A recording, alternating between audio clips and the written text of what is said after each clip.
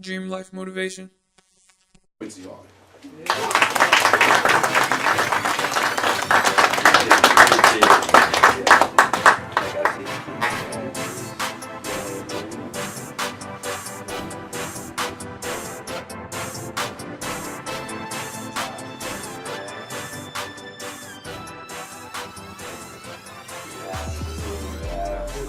Oh, I'm really excited to be here first and foremost, and I just want to say that everything that Tony is saying completely resonates with me.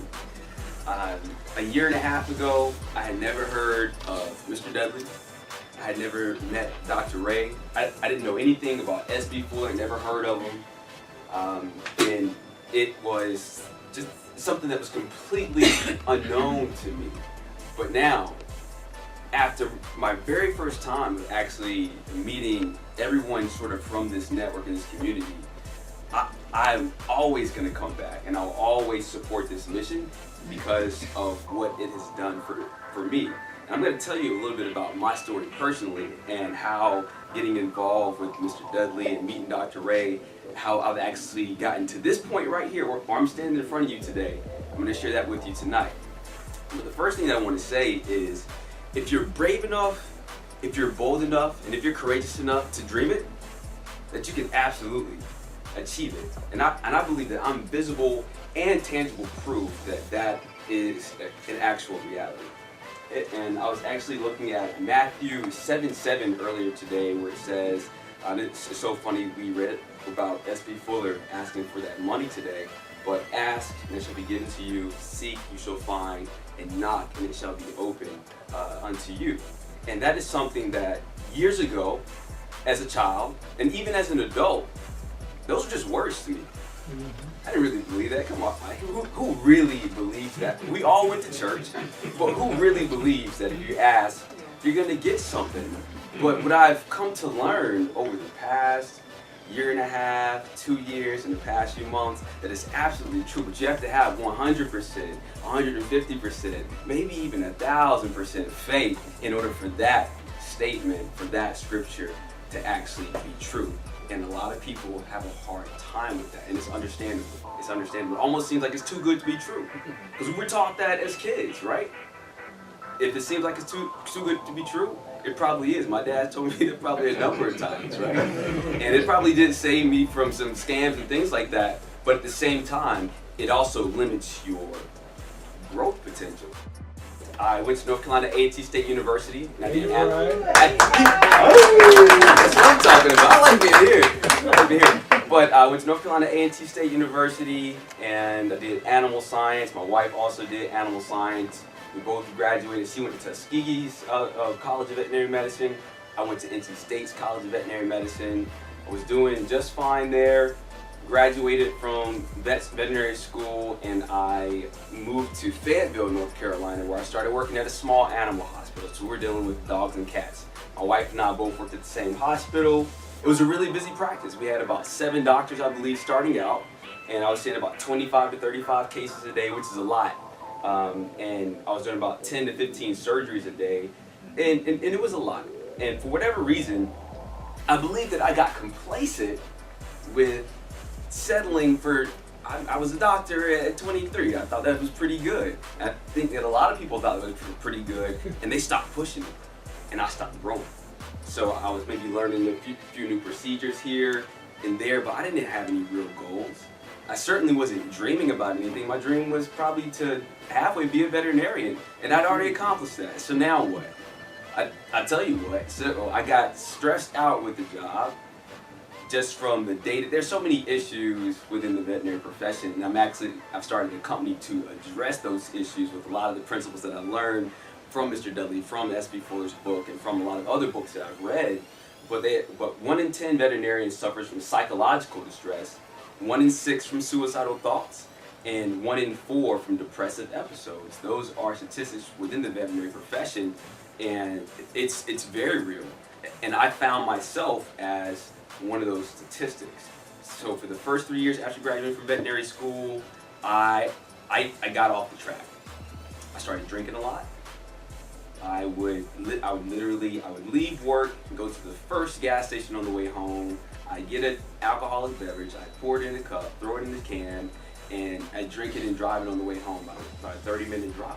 I would do that probably at least every other day, if not every day on some weeks. I would do that. And I started smoking a lot, and I hadn't been a smoker before, so just getting off track. All my mentors at that point were probably like Lil Wayne, 2 Chainz, Jeezy. I had some good mentors, and they were talking about the money that I wanted to make, but they definitely weren't showing me how to do it. They weren't showing me how to do that unless I got into the rap game, and I'm not a rapper. So I was off the track, and it was November 2016. I remember this day very, very, very, very vividly because it was the day after Donald Trump got elected. And it was just coincidence that it was the day after Trump got elected, but something came over me. So I've always liked the stock market. Since I was back at A&T, one of my friends, Ed Johnson, he was a finance major. He told me about the stock market. He told me about a book called Rich Dad, Poor Dad. I learned about the cash flow quadrant. Anybody know about the cash flow quadrant? Heard of that before? And I always knew that I wanted to be on that BI side, business owner and investor side. But when I went to veterinary school, I was focused on learning how to do surgeries and things like that. So I kind of forgot about that aspect. But at any rate, I've always liked the stock market, and I would always watch it. And so that morning I was sitting there, I was actually one drink in already at like maybe 9:30 in the morning or so. But I looked at the stock market and I realized that the presidential event probably just minted millionaires all across the world. If you were keen enough to recognize that, because there were certain stocks and whole sectors of stocks that just jumped up 12%, 20%, things like that, just because of the actual election. And maybe that kind of pushed me forward a little bit, but I honestly believe that there was a higher power that was telling me, like, look, you get one life, as far as you know. Are you going to run it into the ground? Or are you going to actually do something with it? And I made a commitment right then and right there. I made a commitment to pursue the absolute best life possible for myself for the rest of my life. And I committed that day, that morning, to spend every second, minute, hour, day, week, month, and year of the rest of my life to pursuing my full potential and just accomplishing everything that I could accomplish before I closed my eyes for the very last time. And thank you. And next to picking my wife, that was the best decision I've ever made. And so what does that look like? What does pursuing your full potential actually look like? Because you can tell somebody that, they don't know what that means. Let me tell you what it means. So I started waking up at 4 o'clock in the morning.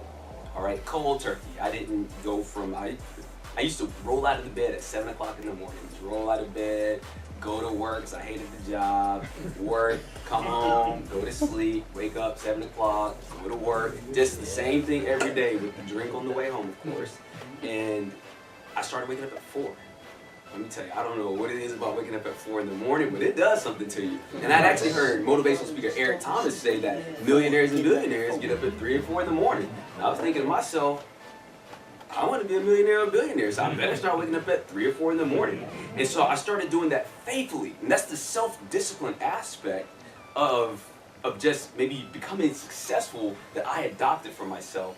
One of the best decisions ever. So what do I do at 4 o'clock in the morning? And now it's 3 o'clock in the morning, and I don't need an alarm clock. My eyes just right at 2:58, or if I decide for it to be 3:30, at 2:28, my eyes will pop open. If I tell myself the night before that I want to wake up at 3:30, I don't need the alarm clock. I said it anyway in case I do sleep a little bit, you know. But oftentimes I will shut that alarm off before it ever even goes off, just based off of that sort of commitment to myself. But I would pray and meditate from like either 4 to 4:30 or now from 3 o'clock to 3:30. And then I have something called a dream life description. So I started the motivational speaking and coaching platform and writing platform called Dream Life Motivation, because I want to motivate people to pursue their absolute best lives or their dream lives. So I have my dream life description there. I'll review that, evaluate it very, very closely. It has my goals on there, and to make sure that I'm on track for what I actually want to achieve in life. I review that, and then I read. I read for about anywhere from an hour to 2 hours, and while I was in the process of writing my books, I would write for either an hour or 2 hours, and then I would work out. So do some weights or some crunches or something for like that last hour, and then I was ready to, my daughter would wake up, and then I'd go to work and do the actual veterinary job. And it's funny because a lot of people used to laugh at me, and when I get to work, they'd be like, "You look tired, or you've been asleep all night. Why are you tired?" And I was like, "I've been up since 3. And they're like, "What are you doing waking up at 3 in the morning? Are you crazy?" And I knew to myself though that I had already had a successful day before 7 a.m. in the morning because I had read all that information, a lot of really good positive information. I was reading a book at the time called The Science of Getting Rich by Wallace Wattles. Had a lot of really good information there. And so that's a big part of pursuing your full potential. I wanted the best health possible. I wanted to be knowledgeable about things. I started learning how to read financial statements so that I can learn how to invest my money a little bit better. I wanted to be in that I quadrant. So I know that Warren Buffett says that other men read Playboy, he reads financial statements, so I thought I'd take a stab at that as well. I bought books on reading financial statements and was able to triple my money from my investment based off of the information that I learned through waking up at 3 or 4 in the morning and actually doing that. So, at any rate, things were going great. By making that initial change, I cut the drinking, I cut the smoking, cold turkey instantly. All it takes is a decision. If you have an addiction or something that you're struggling with, if you make a real decision, it's gone. That's it. Instantly. And if you have something that you're working towards, it's gone. If you don't have anything you're working towards, there's no reason to stop. Just go ahead and drink away. You're not doing anything anyhow. But when I made that decision and that commitment, it was gone because you know what? Drinking and sitting around the house drunk and smoking and playing video games all day, they don't fit with achieving a financial goal of being a millionaire by the time I'm 35 and having the amount of money that I want to have by the time I'm 45. And so they don't fit with my goals, they had to go. People that didn't fit with those goals had to go. Any behavior or activity that didn't fit with my dreams and goals, which were big, you said you got to dream big, right? Mine scare me. Mine scare me sometimes, but it's okay. I'm going to figure it out, and I'm going to work every single day to figure those things out. One of the best things that happened to me, so I hadn't met Mr. Dudley or anybody at this point, right? So that was November 2016. Let me fast forward to May 2017. I get invited to go to a career fair. My mentor, Dr. Kennedy, he's a black veterinarian. We're like unicorns in the veterinary profession. Black veterinarians, they're super rare, all right? But they wanted a black male veterinarian to go to this career fair and speak to 6th to 8th graders. I believe it was in Greensboro, and I didn't want to go. I was working on my book and working on my dreams. I didn't want to go, so I ignored the email, just deleted it. And then a couple of days later, he emails me again, asking me to go and do the career fair. So I was like, you know what, I'm going to call the principal of the school, see how dedicated and excited she sounds about me coming to drive 2 hours. And if she sounds really excited, I'll go. If not, I'm not going to go. So I called her, and she was like, oh, the kids would love to have you here. So I had to go at that point. And that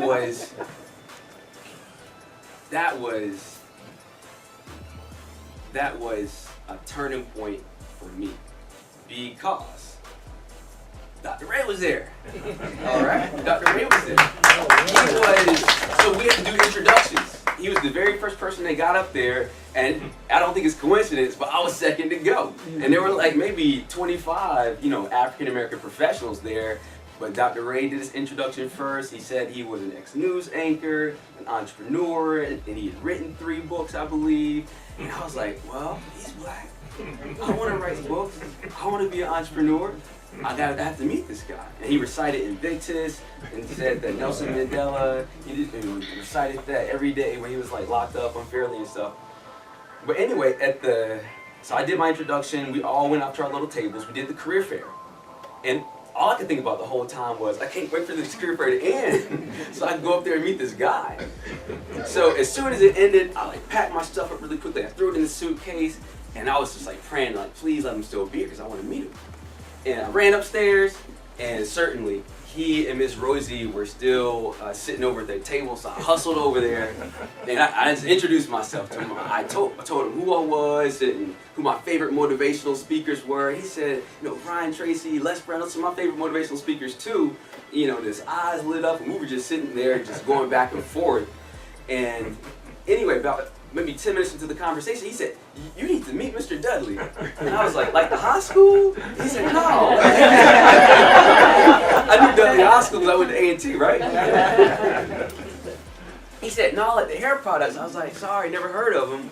He was like, okay. Well, he's having a birthday celebration in 7 days, and you need to be at this event. So I pulled my phone out. I checked my calendar. I was like, man, I have to work on Saturday. And that's messed up. I have to work on Saturday. I can't make it. And Dr. Ray looked at me and he said, you need to be at this event.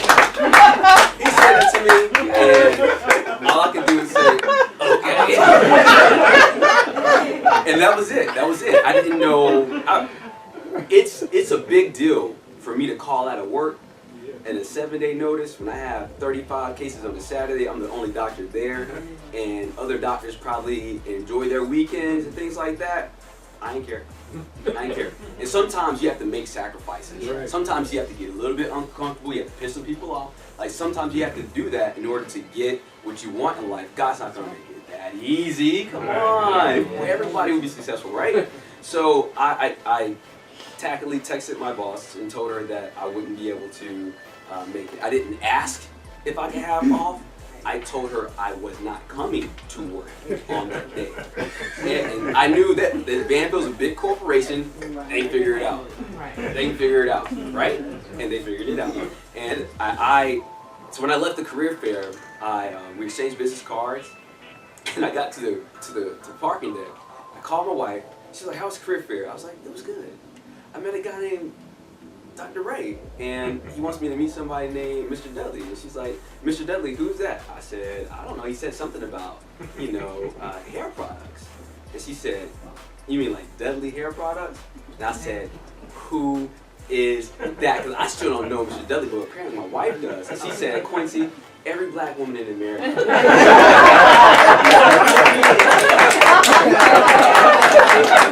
And I've tested the theory. Every black woman in America knows Dudley hair products. So I called my mom right then. I said, "Mom, you ever heard of Dudley hair products?" She said, "Yeah." I called Tierra's mom, my sister, my friend from vet school, and it was a thing. And so I was like, wow. Because I've been looking for a mentor, with my big goals of wanting to be a multi-millionaire in the next 10 years. I mean, I was listening to Oprah and other people, but they're very intangible to me, right? So, I mean, it's like, come on, it's over. So, I was really excited about this birthday event at this point. I was glad I made the decision. My wife could make it too, and that event was just phenomenal for me. And just kind of fast forward a little bit, another one of my big goals, my dream life description is to be a National Speakers Association Hall of Fame motivational speaker by the time I'm 35. I'm 31 right now. Now, I've never met a motivational speaker before, so I don't really know how this is going to happen, but that was something that I wanted to do because motivational speakers like Earl Nightingale and Les Brown and Eric Thomas, they inspired me to get out of my slump, right? So I want to be able to do that for other people. So I didn't know how I was going to do it. As luck would have it, at Mr. Dudley's birthday celebration, there were past presidents of the National Speakers Association everywhere. And every other person from the 17 biblical principles of success that got up there was a past president of the National Speakers Association. You know what I'm saying? And so the one that resonated with me the most was Jim Cathcart. Yeah. And so before the gala, I saw him standing there. He was talking to somebody. I was like, wait a lot. Because I'm going to talk to this guy because his story inspired me. So I waited, and he finished up, and I went over there and I talked to him. And I wish I had the picture with me to put it up on this PowerPoint screen, but it turns out that he had spoken at Earl Nightingale's funeral before. He was good friends with Brian Tracy.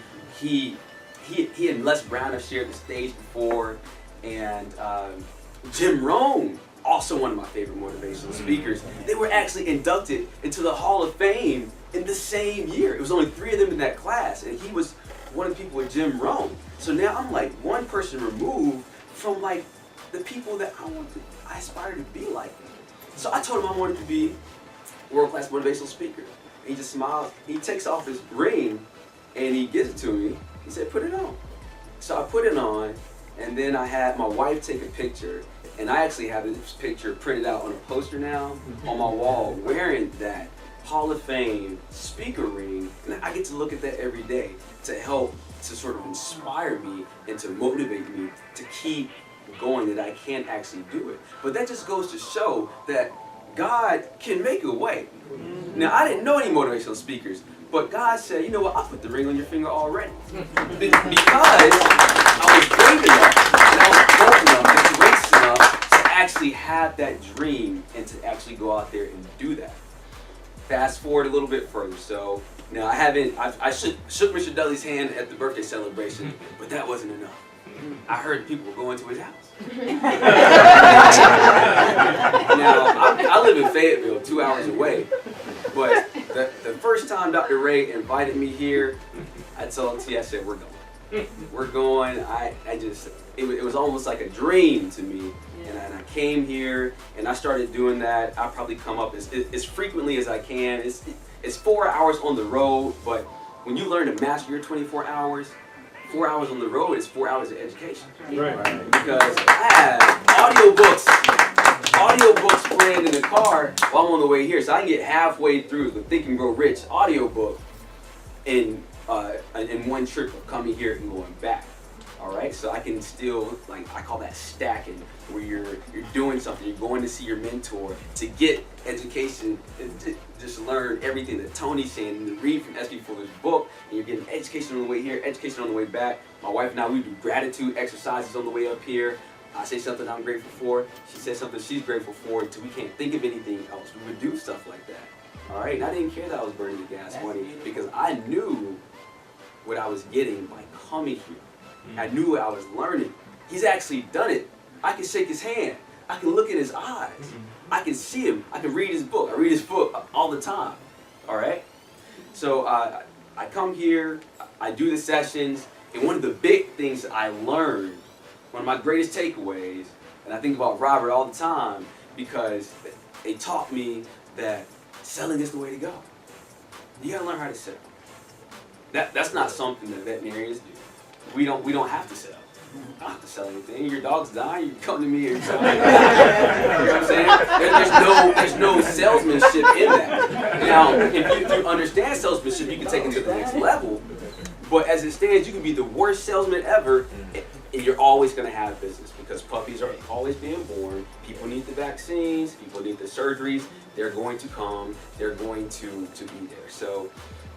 Learning how to sell, Mr. Dudley gave me book recommendations. I've been reading through the Tom Hopkins, How to Master the Art of Selling. I've been through The Greatest Salesman in the World. I like Grant Cardone's style, so I've gone through a lot of Grant Cardone. I just recently got into Zig Ziglar's got a sales book. I got a stack of sales books. I'm trying to learn it, and I love it. I'm really passionate about selling. And just funny story, so, Mr. Dudley talks about door to door, and a lot of this stuff when I come here, sometimes it'll be kind of revolved around, the hair industry, and I'm in the veterinary industry, so they're not the same. But I know how to extrapolate, all right? And extrapolate, that's a term I learned from vet school, you know what I'm saying? Extrapolate just means that you take the expertise sort of from one area and you apply it to your own. And so my wife and I, we both did that actually. So I chauffeured my wife around going door to door. She has a mobile veterinary practice specializing in acupuncture for dogs and herbal medicine. All right? So we started going door to door doing that, and I was just so happy to see her out there doing that. I was like, Mr. Dudley, we're so proud of you to see you doing that. But now recently with my company, I go business to business, I guess you would call it, to veterinary hospitals, and we do seminars and we offer well-being packages to help them to decrease stress and to increase profits. All right? But just a lot of the stuff that I've learned here has allowed me to have the success that we've had with that business. Now, we started it back in February, and we really didn't know what we were doing. It took us a long time to get out there and start doing something. And funny story, the very first hospital I went to, Tony, very first hospital we went to, me and my business partner, her name is Renee, and I've gotten her to selling now. She's listening to sales stuff, how to close and all types of things. We weren't having any luck for a while, right? But we were out there. But the very first hospital, man, we sat in that car for 30 or 40 minutes trying to encourage each other to get out. We were praying. We did gratitude exercise. We sat in that car. I was like, you know, we supposed to go in there like 10 o'clock. It's almost 11. And we were sweating. Because this is not what I do. All right? I don't just cold call stuff. But eventually we sucked up enough courage. We went in there. She forgot something in the car. It was crazy, but it was good. We did it. Obviously, I'm here. I'm not dead. I didn't blow up, right? I survived it, and I'm proud to say, man, we've probably been in the 75 hospitals: Greensboro, Fayetteville, Charlotte. Dream life motivation. We have all types of challenges and struggles that we're going through, but it's fun. I have a business partner. She doesn't mind failing. We don't mind failing. You know, when something doesn't go right, and sometimes it doesn't, we get back in the car and we laugh. All right, we laugh, but we go to another one. We put it in the GPS. Next one, let's go. All right, and I'm learning. I'm studying the subject. Sometimes I wish I had more time, but to do more of the reading and to get that balance right. But you know, when I'm out there, it's really cool because I can think about Mr. Dudley. And I can visualize him and Robert out there probably learning the game, you know, years and years and years ago. I can visualize SB Fuller doing the same thing with all their products. And it gives me a lot of inspiration to know that if you persist, all right, that you will succeed. All right, that comes from Think and Grow Rich, I believe. Dream life motivation. It was coming up on about a week and a half before our first seminar day because we got approved by the North Carolina Veterinary Medical Board for 5 continuing education credit seminar that we were going to do. We had already had the venue, and you know, we just jumping through all the hoops to get this thing going. We had been to a lot of hospitals in Fayetteville already. We didn't really have anybody to come to the seminar. All right, because we weren't polished yet. Probably didn't have a really good plan, but we were trying. So we canceled the hotel reservation for the seminar. I was like, no, we're not going to cancel the hotel conference room. We're not going to do it. We're going to keep going. So I did a follow-up call, and to one of the hospitals, and you know, hey, call them to follow up, you know, and she said, yeah, we're actually, most of the people want to come to the hospital, the whole team. And I was like, okay, all right, that's all right.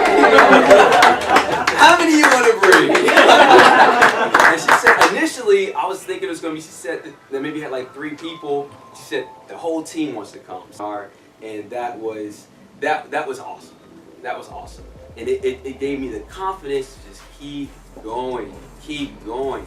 Sometimes they're just going to push you to the limit. There's a chapter in Think and Grow Rich where he talks about there's a hidden guide that almost seems like it just wants to push you to see how far you're going to go, to see if you're going to quit. And those that can't take it don't make the cut, but those that can take the heat, they're rewarded in so many different ways. And that's been my experience. One more story I'm going to tell you before I shut up.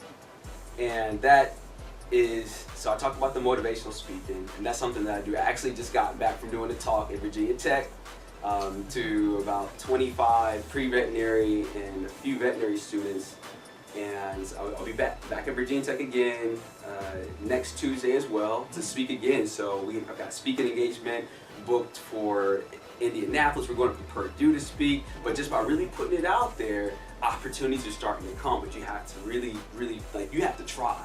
And we've tried really hard. And from the talk that I did today, I have a student that's interested in inviting me out to California to speak, you know, sometime next semester. And I know that this will continue this whole process, but I got to thank Tony. And I told this story on the phone the other night if you were on there, but I sat down with, I told Mr. Dudley one time, it was just like me and him on a Sunday in here. It's me and Mr. Dudley, but that was cool. We just had a conversation, and I told him I wanted to meet with Tony. And so he got me Tony's information. I texted Tony because I never really met with Tony before. No, we had never met before at that point, like officially. But I met with Tony, and he just kind of asked me some questions, and I said, you know, I want to be a world-class motivational speaker. And he stopped me right there, and he said, no, you are a world-class motivational speaker, and you have to tell people that when you're actually talking to them. And so I actually started doing that. I started doing that when I would introduce myself to people, no matter who I was talking to, world-class motivational speaker. I don't say Hall of Fame because that, you know, so, a little shaky there. Soon enough. But I started doing that. One day I'm down in Florida where my wife's getting her acupuncture training, and I'd actually just got declined for a speaking engagement opportunity. Fell for it. But later, and I was upset about that. I wrote a fitness book. And I actually have some copies here with me today. But I wrote a book, and I thought I'd be a great speaker for this conference, for this fitness conference, but they didn't want me, right? Which was okay. But I was a little bit sad for a while, but I got over it, and I kept pushing forward. Less than 12 hours later, I get an email from North Carolina State's College of Veterinary Medicine asking me to speak at the vet school graduation in May. And that's a crowd of over 1,000 people. All right? Same day as getting declined and having that low, but keeping the faith. That's right. There's one thing I can tell you, man. Keep the faith. Keep the dream big and keep the faith that it's coming if you work towards it. That's been my experience at least. And I believe it'll be the same for everybody in this room, for everybody out there. I don't care who you are. I believe it'll be the same. But that was the biggest talk that I've ever done before. And that was a lot of fun. And I know that more opportunities will come from that experience. And just to have that and to know that if you do keep pushing, that you will get whatever it is you ask for. So when I look at Matthew 7:7 now, I'm looking at it with a completely different set of shades on, set of glasses on, and I know that scripture is absolutely 100% true. And maybe sometimes you have to live it in order to know that, or maybe you can look at my story and know it through my story, or know it through I am, I can, I will, right? Those types of things. And just really, really, really push forward.